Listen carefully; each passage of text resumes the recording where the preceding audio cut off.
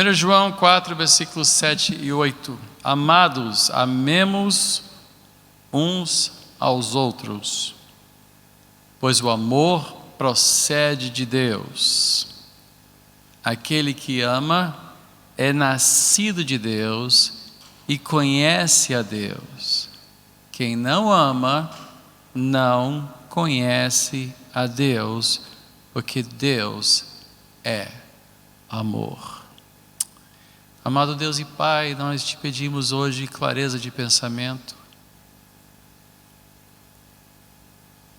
Nossa mente está muito poluída. Há muito barulho que parece vir à tona quando, em momentos de reflexão, o que mais precisamos é poder direcionar os nossos pensamentos a Ti e ouvir a brisa suave do Senhor, a palavra que não grita, mas que transforma. Que a Tua palavra transforme os nossos corações hoje. Nós te pedimos, em o nome de Jesus. Amém e amém. Podemos sentar.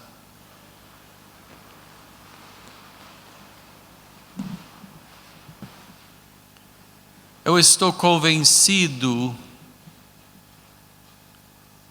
de que muitos enfrentam dificuldades enormes na sua vida espiritual, tendo como seu obstáculo principal não compreender o amor de Deus, não entender quem Deus é. Porque o nosso culto, nossa vida de devoção, parte do conhecimento daquele a quem nós estamos devotados. Não é possível prestar um culto verdadeiro a um Deus falso.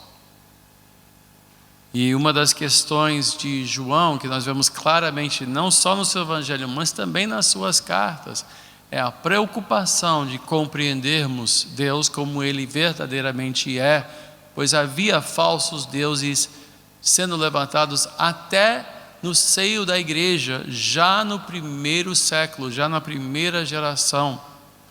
Então, João fala muito sobre o verdadeiro culto, sobre o verdadeiro Cristo, sobre o verdadeiro Deus. É um dos temas do apóstolo João. Há outros, luz, trevas, enfim, vários temas que ele trata, mas esse tema, a verdade. Então, o que eu quero explorar durante as próximas semanas e tentar desembrulhar este conceito do amor de Deus. Se Deus ama, o que quer dizer isso? E se Deus é amor, o que quer dizer isso? É importante que não confundamos a mensagem com o mensageiro. Vamos dizer, puxa, o bispo Walter deve ser um homem muito amoroso porque está falando do amor de Deus. Não confunda isso. Não, eu sou uma pessoa que precisa aprender a amar melhor do que eu amo, tanto quanto você. E eu estou fazendo isso, talvez em grande parte em benefício próprio, para eu mergulhar mais profundamente no amor de Deus. Agora, quando nós falamos sobre o amor de Deus, nós temos que entender que este conceito de amor, quando falamos a palavra amor, este conceito é altamente contaminado em nossos dias por conceitos humanos, infantis e até mundanos. Para dar um exemplo bem simples, não de contaminação séria, mas da confusão, dos equívocos que podem ocorrer. Outro dia eu estava assistindo, o meu neto gosta de assistir comigo o filme Os Minions, vez após vez após vez. E como toda criança, era a noviça rebelde durante meses. Agora estamos no malvado, como é que é malvado? Meu malvado presidente. E ele disse, vovô, Podemos assistir? Se tá bom, vamos lá, vamos escolher. Quero ver os Minions. Para ele, o malvado é sobre os Minions. E ele sentou no meu colo, olhou para mim e disse: vovô, eu te amo. Eu também te amo, João. Minutos depois ele virou e disse: vovô, eu amo pizza.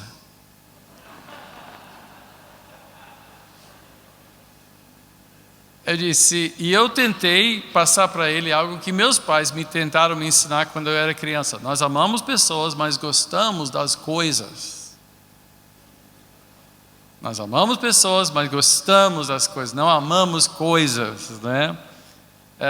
Mas é um exemplo muito simples de como a palavra em si pode sofrer um equívoco. Pode ser confundido com outras coisas. E certamente, se há um conceito que está bem confuso nos nossos dias, na nossa sociedade, este conceito de amor, né? Obviamente, muitos veem amor como romance, ou até como uma generosidade extremada, ao ponto de sermos coniventes com o pecado dos nossos filhos, achando que por amor nós temos que dar a eles tudo o que eles desejam, porque afinal de contas o amor é isto. E isso muitas vezes ao ponto de financiar atividades que não são fruto do amor, mas sim de ganância, de cobiça e do espírito consumista da nossa época. É um amor irresponsável. E se nós entendermos bem o que a palavra de Deus diz, não é amor absolutamente. Uma coisa que eu acordei com os meus filhos desde cedo, disse: olha, vovô não vai estragar os seus netos aqui em casa. Isso não é amor. E tem muitos avós que estragam os seus netos, que mimam os seus netos, que não corrigem os seus netos. Na casa da vovó pode qualquer coisa e acham que isso é amor. Isso não é amor, isso é preguiça. Isso é falta de responsabilidade da sua parte de serem parceiros com seus filhos na criação dos seus netos. E avós que estragam seus netos não amam seus netos e não amam seus filhos. O amor exige limites, parâmetros. E o avô que mima e que subverte as diretrizes. Muitas vezes o meu neto chega para mim: posso, vovô? Disse: o que seus pais disseram? Aí fica assim: não deixaram, né? Então o amor exige o quê? O amor exige algo mais do que fazer. Amor não é fazer todas as vontades de alguém. Isso não é amor. Amor nem tão pouco é apenas afeto. Não é afeto. E amor não se limita à reciprocidade. O amor de Deus não é um amor que depende de uma reciprocidade, se bem que nós vamos examinar em parte a um lado disto. Agora, quando nós falamos de amor, por sermos tão influenciados pelo mundo, e pela sociedade, e pela mídia, e pelo imaginário coletivo que nós vemos na dramaturgia, digamos, de todos os tempos, não só dos nossos tempos, mas desde do início do drama grego, desde o início da literatura, nós vemos o amor deturpado e influenciado por conceitos que não se fundamentam na verdade, mas de fato são sentimentalistas, são movidos por sentimento. O amor verdadeiro não é movido por sentimento, é algo que é alicerçado na verdade. Então, para nós entendermos isto, nós temos que nos disciplinar a aprender de novo o que é esse conceito de amor, porque muitos dizem que Deus é amor, mas eles como acham que compreendem mais o conceito de amor acabam entendendo Deus pela perspectiva errada do que seja o amor. Quando de fato, quem define o amor não somos nós, é Deus. Deus define o amor, não o amor definindo a Deus. Paulo chegou a dizer, nisto, aliás, 1 Coríntios 13, nisto consiste o amor. Não que nós amamos a Deus, mas que Ele nos amou. Então, essa compreensão do amor de baixo para cima, ou seja, democraticamente, é um erro e nos levará a não compreender Deus corretamente. Nós temos que entender que o amor de Deus não pode ser absolutamente afirmado sem levar em conta verdades inegociáveis e insofismáveis da palavra de Deus, como a soberania de Deus, a santidade de Deus, a ira de Deus, a providência divina e a própria pessoa de Deus que a Bíblia tão claramente expressa. Se nós tentarmos afinar definir o amor sem levar em conta esses outros conceitos que fazem parte inseparável de quem Deus é, então o que vai acontecer? Nós vamos democratizar o amor. Nós vamos fazer do amor algo humano e tentar, portanto, fazer com que Deus seja mais como nós. Nós vamos tentar fazer de Deus alguém à nossa imagem e semelhança, amando como nós amamos. Deus não ama como nós amamos. Ele é diferente. Ele ama de modo diferente. E o amor não se define por nós, se define por Deus. Então, o que acontece? Nossa cultura democratiza a palavra amor. Nossa cultura sentimentaliza a palavra amor. A nossa cultura filtra o conceito, deixando apenas um extrato ralo e humanizado. Então, quando nós falamos do amor de Deus, a tendência nossa é tentar entender Deus como entender como Deus se sente, né? Ou seja, o amor de Deus é um sentimento. O amor de Deus não é um sentimento. Quantos maridos infiéis já disseram para sua esposa: olhe, aquela mulher não significa nada para mim, quem eu realmente amo é você. Quantos sabem que isso não é amor de verdade? Todos concordariam em dizer que isso não é amor de verdade? Dizer, não, sabe, eu traí você, mas você sabe que é você mesmo que eu amo. Se amasse, não trairia. Se amasse de verdade, não trairia. Então mas nós gostamos de cultivar de certa forma esse conceito que no fundo, eu te amo. Deus não nos ama apenas no fundo, Ele nos ama completamente, ao ponto de João dizer, Ele é amor. E a pessoa que ama de verdade é alguém que conhece, não o amor, mas conhece a Deus. E ele diz, quem conhece a Deus, ama. Quem não conhece a Deus, não ama. O amor, o Deus não procede do amor. Deus não pode ser definido pelo amor. É o amor que define, é definido por Deus. Deus é quem define. E quando nós dizemos a frase, Deus é amor, nós temos que partir desse princípio que o fundamento aqui não é o amor, é Deus. Deus. Agora, e essa mensagem, digamos, é a introdução de uma série de mensagens. Eu espero que vocês possam assistir todas elas. Se não estiverem presentes, pelo menos podem assistir pela YouTube, nosso canal na YouTube, que todas as mensagens pregadas aqui são colocadas na YouTube mais cedo ou mais tarde. Inclusive, se você perdeu o ano novo, é urgentíssimo que você assista a palavra da virada do ano. Isso estará em alguns dias já postado no nosso site. Aliás, É na YouTube, canal Catedral e CNV. Ok. Bom,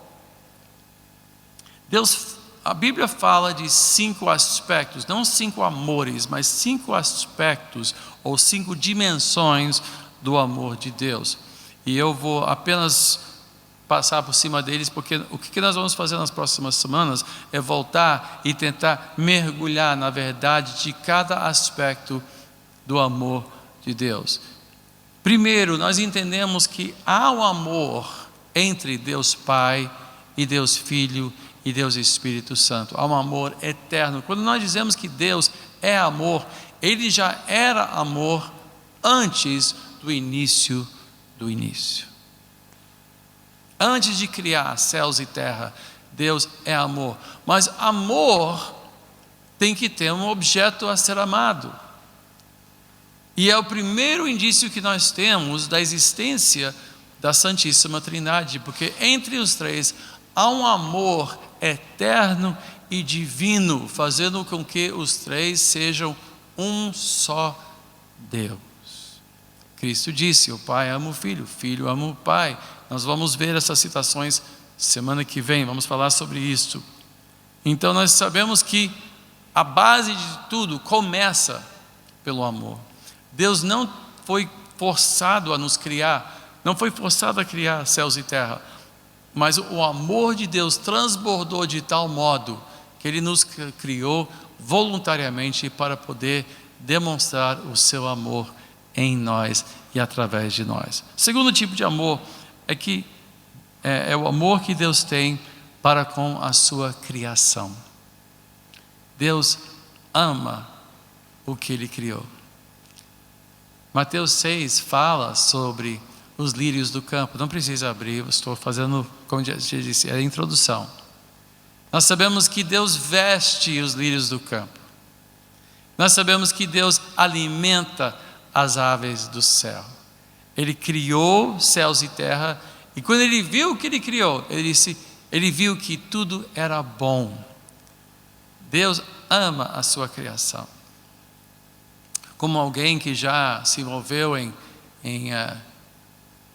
no processo criativo, eu me lembro, quando eu pintava quadros, de vez em quando eu volto a pintar, mas quando eu tinha uma fase que eu pintava, eu gostava tanto do que eu criava, que eu trazia para a mesa do jantar, eu botava na ponta da mesa e toda a família tinha que ver o que eu tinha feito, mesmo não estando pronto, olha só até onde fui e tal, e eu queria que todo mundo ficasse assim, né? A Marta ficava assim, os meninos, mais um quadro do papai, mas tinha muita paciência comigo. Mas o Criador, o processo criativo, compreende um tipo de amor. Compreende um tipo de amor. Não só criativo, como procriativo, né? Quando a pessoa olha uma criança, quando eu vejo uma criança recém-nascida, né, ainda toda amassada e tal, todo mundo fica lá, que lindo, e eu, oh meu Deus do céu, né? E todo mundo, mas os pais, é a coisa mais linda do mundo, oh meu Deus, e os olhos parecem com o pai, e a boca parece com a mãe, e as orelhas parecem com o avô,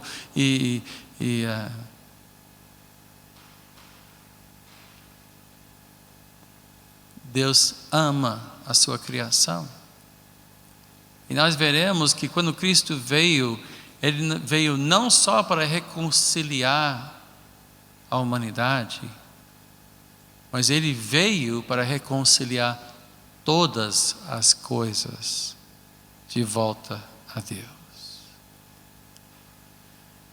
Nós sabemos que Deus ama este mundo perdido, apesar da maldade. João 3,16 diz: Deus amou de tal maneira o mundo. Está falando, e aqui eu não vou desembrulhar esse versículo, nós vamos ter tempo para fazer isso. Mas embora Ele odeie o pecado, Ele ama o mundo. Ele ama pessoas que estão presas no pecado. Ele odeia o pecado, mas Ele ama o pecador. Agora vamos ver versículos que dizem isto e também dizem que ele odeia o pecador, mas vamos entender. Deus amou o mundo. Quando fala o mundo, vamos responder a pergunta: todo mundo? Ou só alguns do mundo? Ou o que isso realmente quer dizer? Mas basicamente a ideia é que ele ama pessoas que não são amáveis. Até nós ele ama. Não somos naturalmente amáveis por um Deus que é absolutamente perfeito e justo, mas ele nos ama. Mas há um amor especial que ele dirige aos eleitos para a salvação, ou seja, para Israel e para a igreja. E nós veremos que ele trata de maneira diferente. Ele não trata todos igualmente. Nós veremos passagens do Antigo Testamento que falam sobre Israel. Disse: embora vocês fossem a menor nação entre todas, não foi por causa do seu tamanho, mas eu os amei, eu os tratei, eu os tirei do Egito, eu coloquei vocês numa terra boa, eu cuidei de vocês, eu amei vocês. Mostra o quê? Um tratamento especial para Israel e também nos trata de maneira especial. Em meio à nação, nós sabemos que somente aqueles que foram chamados segundo o seu propósito e amam a Deus, ele faz tudo cooperar para o seu bem. Ele não afirma que Deus faz tudo cooperar para o bem de todo mundo. Ele faz tudo cooperar para o bem daqueles que o amam, daqueles que são chamados segundo o seu propósito, porque nem tudo termina bem para todo mundo, nem tudo acaba bem no fim, nem tudo coopera para o bem dos que rejeitam a Deus. Ele afirma tão claramente que há um cuidado especial que ele tem com os seus. Agora, este amor é imerecido. Ninguém merece ser amado por Deus. Ninguém é naturalmente amado por Deus. Este amor é sobrenatural. Nós nascemos inimigos de Deus, filhos das trevas, filhos do diabo, filhos do pecado, e Ele nos ama assim mesmo. Isto é extraordinário. E agora dizemos: bom, agora eu sou crente, então eu já, me arrumei um pouquinho, já estou mais apresentável a Deus. Meus irmãos, 1 João diz: se alguém diz que não tem pecado, faz de Deus mentiroso. Todos nós ainda somos pecadores, mas salvos pela graça de Deus somente. Eu ainda não sou amável no nível divino, digamos. Eu não sou amável assim, eu não passo na prova de perfeição. Eu ainda tenho muitas imperfeições. Pergunta a minha esposa, já estou casado há 35 anos e ela pode descrevê-los, mas não vai, porque hoje é o nosso aniversário.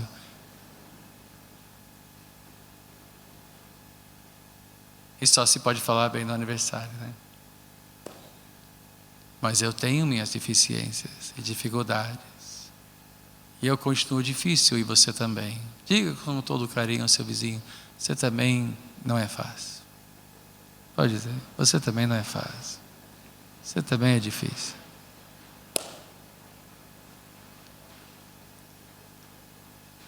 Você sem casado diz assim: não, meu bem, você é maravilhoso. Dá um tempo, vai descobrir. E aí o casamento cresce, o amor se aprofunda, é exercitado, exercido de uma maneira mais profunda, mais equilibrada, que compreende. Mas Deus nos ama de uma maneira tão extraordinária que, mesmo não sendo amáveis, Ele nos adotou como filhos. Ele nos amou. Agora, embora Ele não nos ame baseado em nosso mérito pessoal, biblicamente, há uma dimensão do amor divino que parece ser ligado à nossa obediência. E que coisa interessante. Ou seja, existe uma dimensão do amor de Deus que aparentemente é condicional. É algo que acontece uma vez que já estamos num relacionamento com Ele pela graça. Deixa eu abrir duas passagens só para mostrar isso. Nós vamos voltar para isso numa outra semana. Mas João capítulo 15.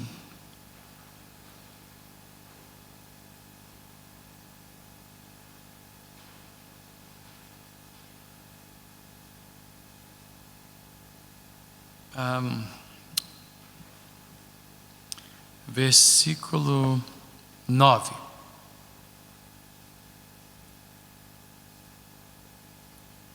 Diz assim: como o Pai me amou, assim eu os amei. Permaneçam no meu amor. Se, é importante essa palavra, se vocês obedecerem aos meus mandamentos, permanecerão no meu amor, assim como tenho obedecido aos mandamentos de meu Pai, e em seu amor permaneço. Veja que há uma questão condicional aqui, há uma qualidade condicional de nós não desprezarmos o amor de Deus, de nós permanecermos no amor de Deus. Veja o peso do Salmo 103. Abra em Salmo 103.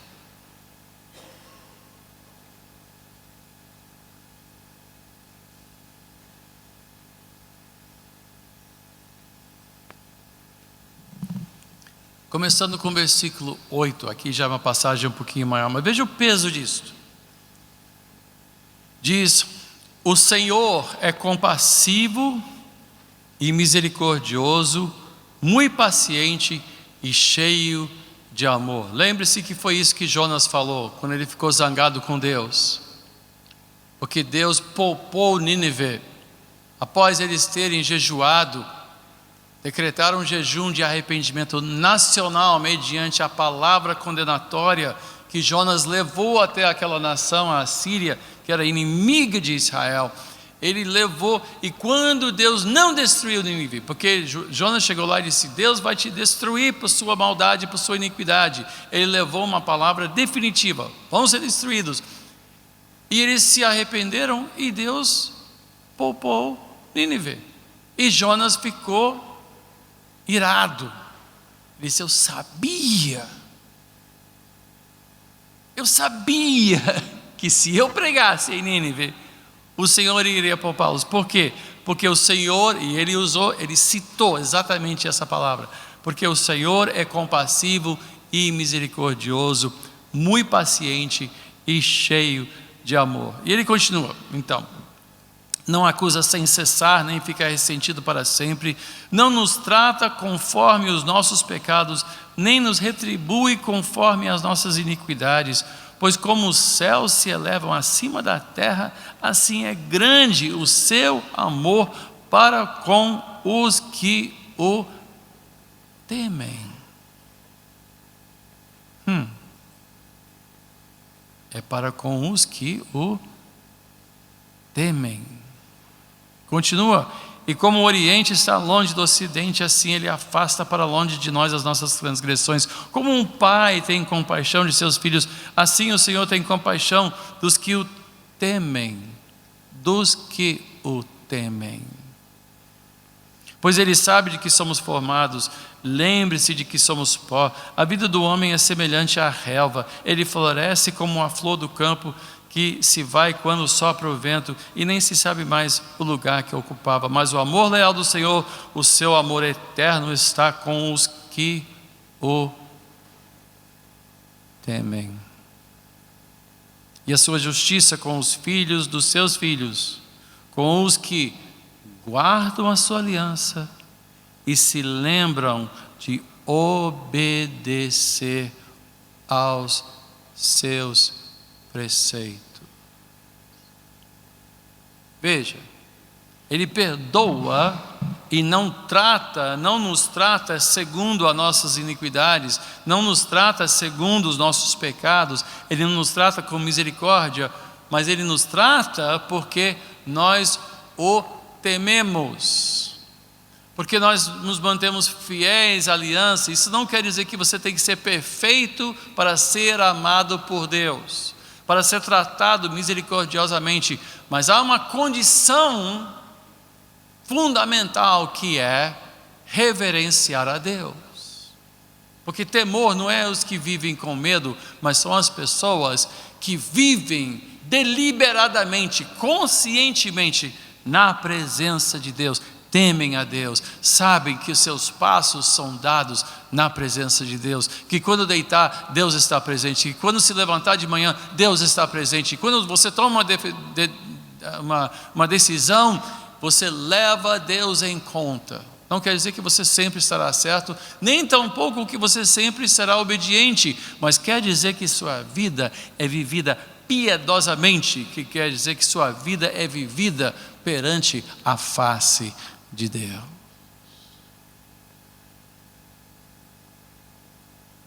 Há uma qualidade condicional. Agora, quando examinamos o amor de Deus, portanto, temos que entender cada conceito bíblico e não os confundir, porque se nós começarmos a misturar essas coisas, de repente nós podemos confundir o amor que Deus tem para conosco com o amor que Ele tem para com o Filho e o Espírito, ou podemos entender que o amor incondicional é tão incondicional que não precisamos fazer absolutamente nada para manter-nos dentro das graças do nosso Senhor. Podemos achar que, não, Deus me amou, então eu posso viver do jeito que eu bem entender. E embora antes de Cristo eu vivi do jeito que eu bem entendia, não quer dizer que eu posso continuar a viver do jeito que eu bem entendo.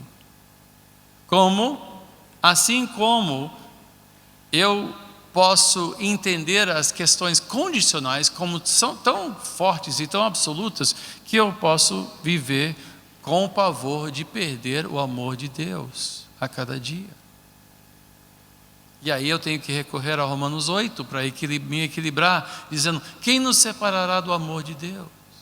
Quem nos acusará? Quem nos condenará? Quem nos separará do amor de Deus? Ou seja, somos condenáveis, mas é o amor de Deus que nos sustenta. Então não podemos simplesmente cortar o amor de Deus em pedaços. Nós temos que entender que esses elementos, esses aspectos do amor de Deus fazem parte de um quadro maior, e nós temos que entender cada um deles. É uma doutrina que exige um certo estudo, que é o que nos propomos a fazer aqui, um certo estudo a respeito. No entanto, não é pelo estudo somente que nós conhecemos o amor de Deus. O amor de Deus, de fato, é conhecido por obra do Espírito Santo. Romanos 5, versículo 5, diz: a esperança não nos decepciona, porque Deus derramou seu amor em nossos corações por meio do Espírito Santo que Ele nos concedeu. O amor de Deus e a compreensão do que seja o amor de Deus é, última análise, um dom, é um presente de Deus. E é por isso que Paulo fez disso um motivo de oração. Efésios 3, pode abrir, Efésios 3.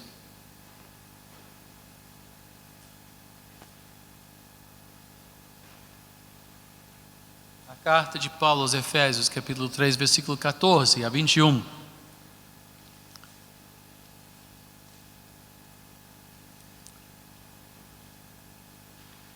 Diz: por essa razão, ajoelho-me diante do Pai, do qual recebe o nome toda a família nos céus e na terra. Versículos 14 em diante. Oro para que com as suas gloriosas riquezas Ele os fortaleça no íntimo do seu ser com poder, por meio do seu Espírito, para que Cristo habite no coração de vocês mediante a fé. E oro para que, estando arraigados e alicerçados em amor, vocês possam, juntamente com todos os santos, compreender a largura, o comprimento, a altura e a profundidade, e conhecer o amor de Cristo que excede todo conhecimento. Olha que frase interessante. Conhecer o amor de Cristo que excede todo conhecimento, para que vocês sejam cheios de toda a plenitude de Deus. Para os filósofos, tem um nó epistêmico aqui nessa frase terrível. Vamos tentar desatar esse nó, mas parece que há um equívoco no seio desta frase.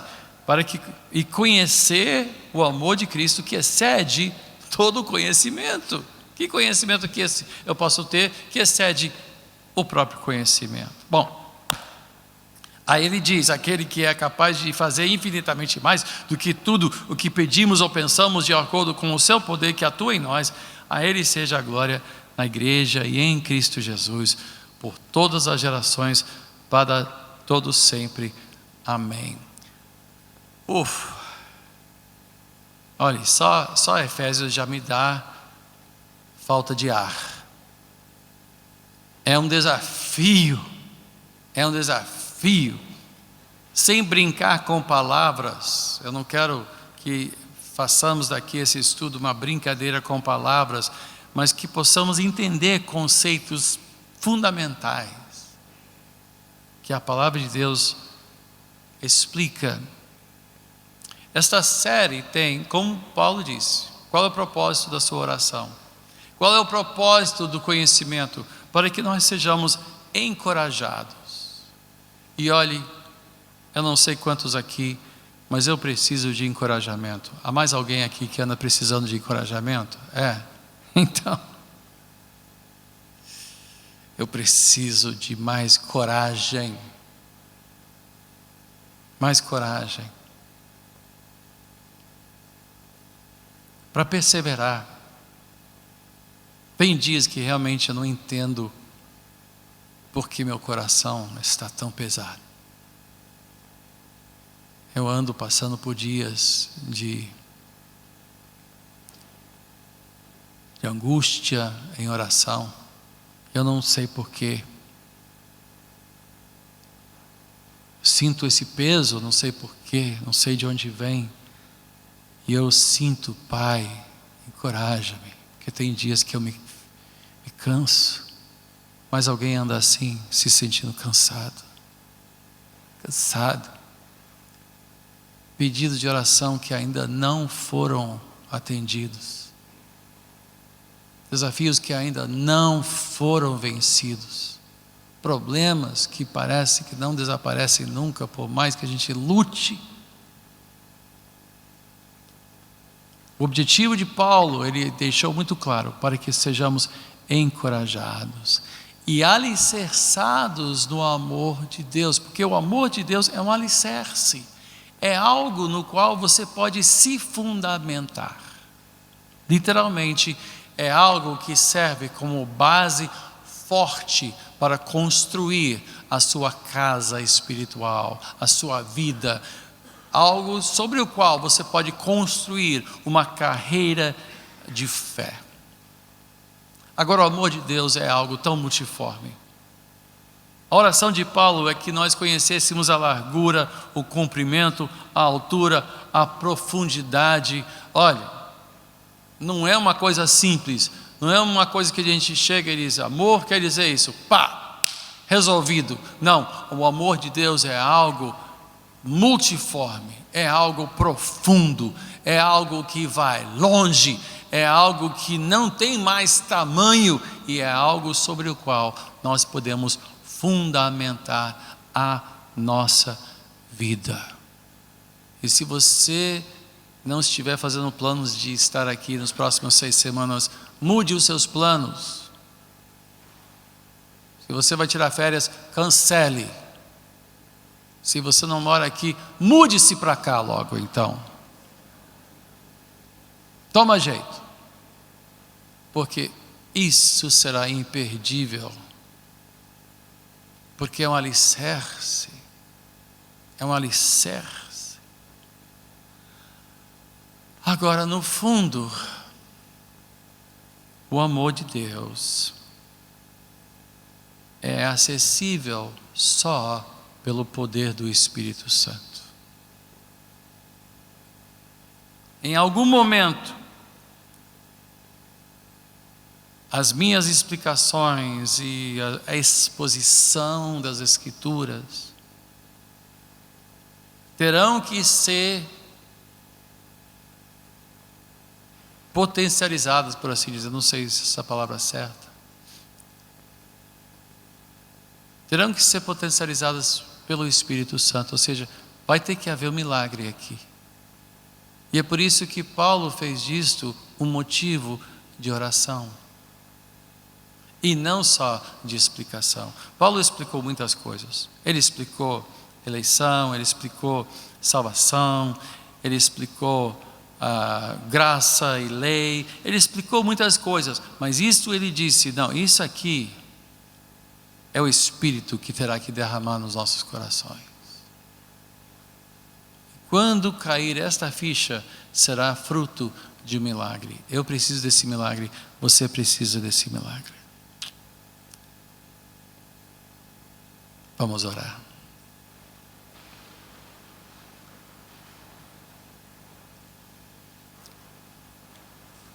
Amado Deus e Pai, eu quero habitar no abrigo de Deus. Só lhe encontrarei paz e profundo amor. Pai, abre os nossos olhos, abre o nosso coração, para conhecer o que está além do conhecimento.